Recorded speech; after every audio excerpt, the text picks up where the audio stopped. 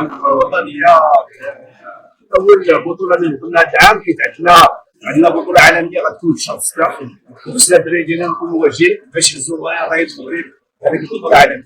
التنظيم ديال هذه البطولات تكلف به الرئيس ديال اللجنه ديال البوكستاي مع الرئيس ديال العصبه ديال كازابلانكا سبات السيد عربي حموش اللي صار على هذا الشيء مع ليكيب ديالو. وكان بزاف ديال الدراري معنا في لا فيديراسيون، كل واحد عنده مسؤوليه وكل واحد تكلف بالمسؤوليه ديالو باش هذا الشيء باش النشاط يصدق. وطبيعة الحال حنا كنتواجدوا اليوم في واحد العرس اللي هو عرس رياضي كبير، وهذا العرس هذا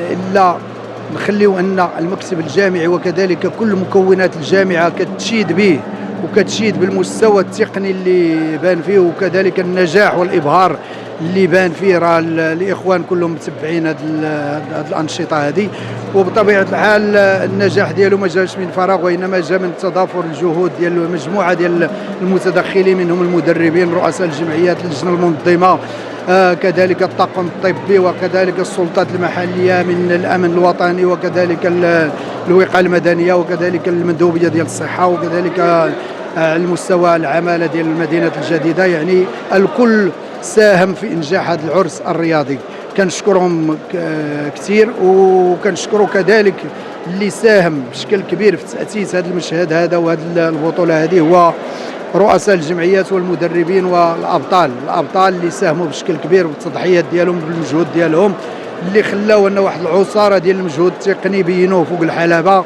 اللي خلى جميع الجمهور كيتباهر بهذا المستوى التقني. ولما لا أن هذا المستوى غيقول الكلمة ديالو على الصعيد الدولي إن شاء الله. وكذلك هناك طاقات جديدة بانت في هذه البطولة هذه. والشكر كل الشكر للمشروع لرئيس الجامعة الملكية المغربية اللي جاب واحد المشروع اللي هو مشروع كبير وطموح وغيعطي المفعول ديالو على الصعيد الوطني وكذلك على الصعيد الدولي. خصنا غير حنا نضافروا الجهود معاه ونضافروا الجهود مع السيد خالد القنديلي باش ننجحوا هذا النشاط هذا وهذا المشروع ديالو. يعني حتى الجمعيات ولا الابطال كل شيء يصبر ويدير يديه معاه، بان حين المشروع يعني ما غيبانش في الشهر الاول ولا الشهر الثاني، وانما غيبان على واحد المده اللي هي واحد سنه تقريبا، عاد يبان الملامح ديال المشروع والنجاح ديالو. وكنتمنى التوفيق للجميع، وما ننساش نشكر الصحافه اللي غطات هذا العرس الرياضي، ولما لا، لان الصحافه راه كتساهم بشكل كبير كبير كبير جدا في التنميه الرياضيه وكذلك في هذا الثقافه الرياضيه على الصعيد الوطني. شكرا.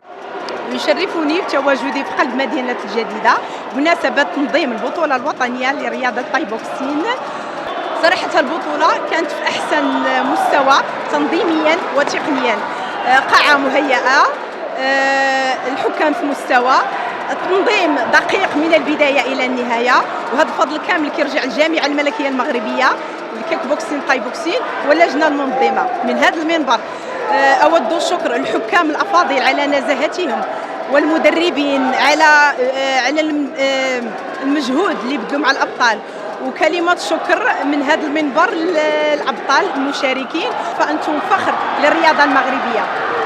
كنتمنى هذه البطولة تكون محطة جديدة للأبطال باش اللي يتم الاختيار ديالهم إن شاء الله اللي يمثلوا المغرب تمثيل دولي وقاري. وكنشكر كل من ساهم من قريب ومن بعيد في نجاح هذه البطولة الوطنية، وكنشكر الإذاعة على الاستضافة ديالها، وشكرا.